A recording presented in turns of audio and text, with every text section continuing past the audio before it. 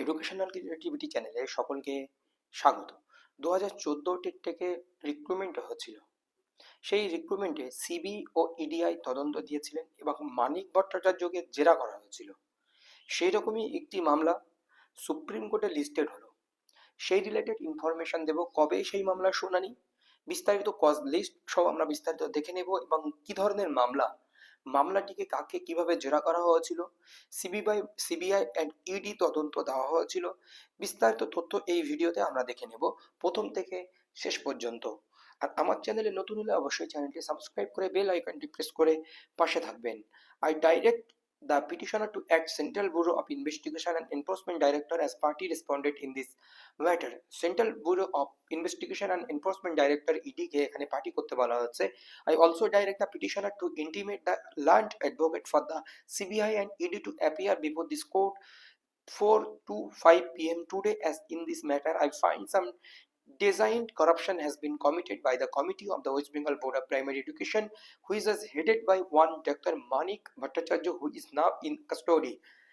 Doctor Manik ভট্টাচার্যকে ডাকা হয়েছিল, এখন তিনি জেল কাস্টডিতে রয়েছেন। 4:25 সিবিআই ও ইডি কে অ্যাপিয়ার হতে বলা হয়েছে, যেটি West Bengal Board of Primary Education দ্বারা করাপশন হয়েছে।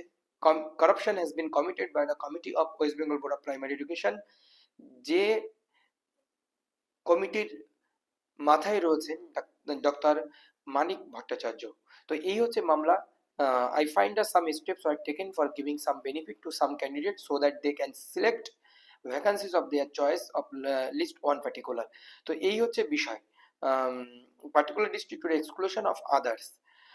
Place the matter before the 4 to 5 p.m. today.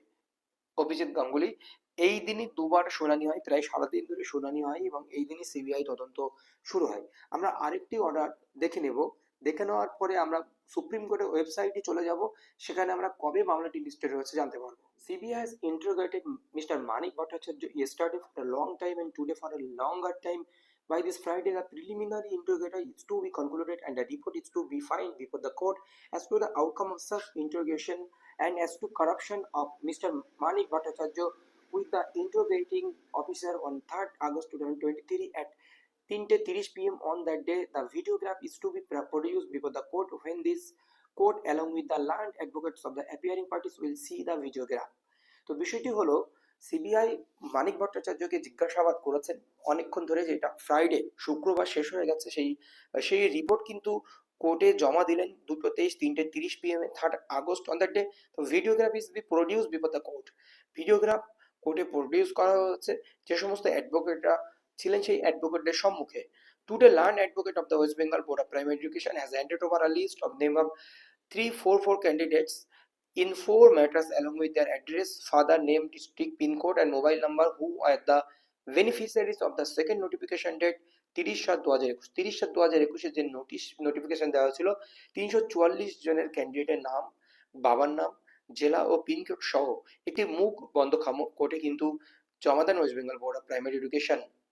Those persons are to be added as parties in the respective application, সেই respective application সেই সমস্ত parties করা হয়েছে পিটিশনারদের।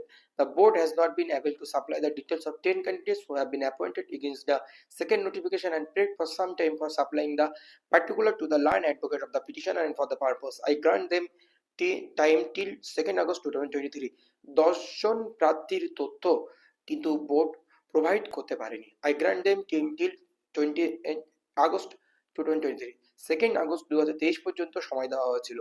If there is any difficulty in respect of the roll number of some of the candidates, the proper roll number are to be supplied by the advocate of the petitioner to the advocate of board by this Friday, 20 July and 2023. Roll number, যে proper roll number are to be supplied, proper roll number advocate K supply করতে বলা হয়েছিল। The copies of the list of the names have been handed over CBI, ED and the petitioner নিকট এবং CBI এবং ইডির নিকট সেই copy of the list of name, নামে সেই লিস্টটি প্রোভাইড করে দেওয়া হয়েছিল। সফট কপি অফ সেই list to be send mister Suman Dey appearing. তো যাই হোক, এই হচ্ছে মূল বিষয়, যেখানে সিবিআই তদন্ত দেওয়া হয়েছিল, মানিক ভট্টাচার্যকে জেরা করা হয়েছিল। সেই মামলা কিন্তু সুপ্রিম কোর্টে লিস্টেড হলো শুনানির জন্য, যেটি 2014 টেটে নিয়োগ। এবার 2014 টেট থেকে তো একাধিক নিয়োগ হয়েছিল, কোন নিয়োগের কথা বলছি সেটা দেখে নিন। Extreme urgency involved in this case because the scam what is peeping The four writ application are wholly of new character and relates to 2020 posting process. 2020 posting process.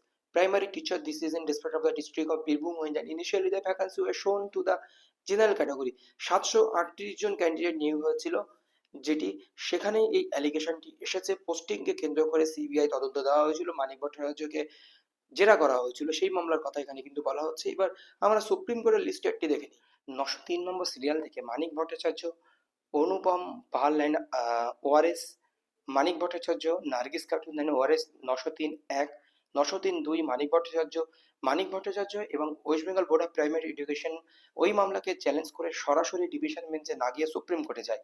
903-3 Manik Bhattacharya, 903-4 West Bengal Board of Primary Education, 903-5 West Bengal Board of Primary Education, 903-6 West Bengal Board of Primary Education, 903-7 West Bengal Board of Primary Education. এই মামলাগুলো কিন্তু listed রয়েছে supreme কোর্টের 26 তারিখ advance কোয়াজ লিস্টে, কিন্তু এই মামলাগুলি লিস্টেড রয়েছে। তো এই মামলাগুলোর ওই দিন শুনানি হবে কিনা, আমাদের কিন্তু মেইন লিস্ট আসবে বা সাপ্লিমেন্টারি লিস্ট আসলে আমরা বুঝতে পারবো। Supreme Court of India miscellaneous matters to be listed on 26/8/2025 advance লিস্টে রয়েছে এই মামলাগুলি। তো এই মামলাগুলি গুরুত্ব বহন করছে অনেকটাই, কারণ এই মামলার ফলাফল কি হবে বা ডিসমিস হবে কিনা সেটা কিন্তু আমরা জানতে পারবো এই মামলার শুনানি যদি মেইন লিস্টে আসে, কারণ দীর্ঘদিন ধরে এই মামলাগুলো পড়ে রয়েছে। এদিকে 2014 টেট থেকে রিক্রুট হয়েছিল 32,000 যে নিয়োগ প্রক্রিয়া, সেগুলো কিন্তু এখন বিচারাধীন রয়েছে। তো এই মর্মে এই মামলার রেজাল্ট কি আসবে সেটা কিন্তু আমরা মামলার শুনানি হলে বুঝতে পারবো। এখানে দেখতে পাচ্ছেন অ্যাডভোকেট কুনাল মিমানির এখানে examination from filing the impugn judgment, যেটা অভিজিৎ গাঙ্গুলির যে অর্ডারকে চ্যালেঞ্জ করে যাওয়া হয়েছিল, এই অর্ডার কিন্তু তারা ডিভিশন বেঞ্চে চ্যালেঞ্জ করেনি, সরাসরি কিন্তু চ্যালেঞ্জ করা হয়েছিল সুপ্রিম কোর্টে। এই হচ্ছে আপডেট। ধন্যবাদ।